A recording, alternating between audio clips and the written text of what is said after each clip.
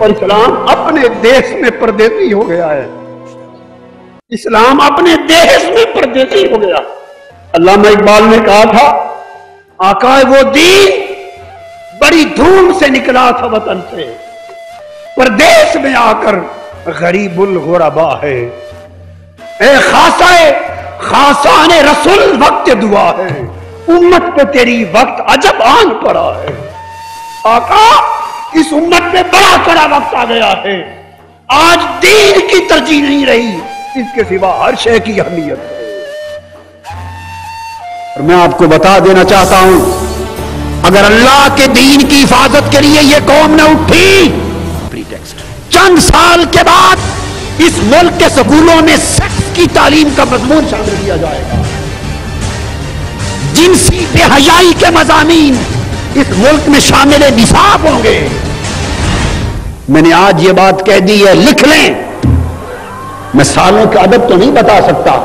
چند سالوں کے بعد اگر مستضعفین کے راب کے لیے، اللہ کے دین کی حفاظت کے لیے، ایمان کے قدروں کی بچاؤ کے لیے، غیرت ایمانی کی حمایت کے لیے اگر قوم نہ اٹھی، اس ملک کے سکول کے نصابوں میں سیکس کی ایجوکیشن آئے گی. تو آدھی صدی تو بڑا دور کا وقت ہے، 50 سال تو بڑا لمبا وقت ہے. اس سے بہت پہلے ہماری 2 نسلوں کے بعد سرزمین پاکستان کے مسلمان گھروں کا نقشہ کچھ اور ہوگا جو ہماری آنکھیں آج دیکھنے کا بھی تصور نہیں کر سکتی.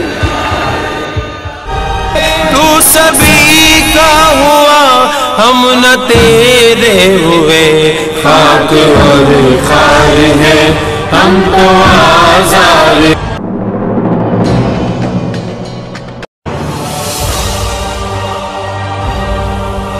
قرآن مجید تو کھول کھول کر ساری حقیقتیں بیان کر رہا ہے، مگر یہ قوم ہم سب مل کر قرآن پر ظلم کر رہے. ہم نے فقط قرآن کو چومنے کے لیے رکھا ہے، فقط قرآن کو غلاف میں بند کر کے کبھی کھول کر زیارت کے لیے رکھا ہے، اور قرآن کو سمجھے بغیر فقط تلاوت کے لیے رکھا ہے، اور سال کے بعد تراویح میں پڑھنے اور سننے کے لیے رکھا ہے.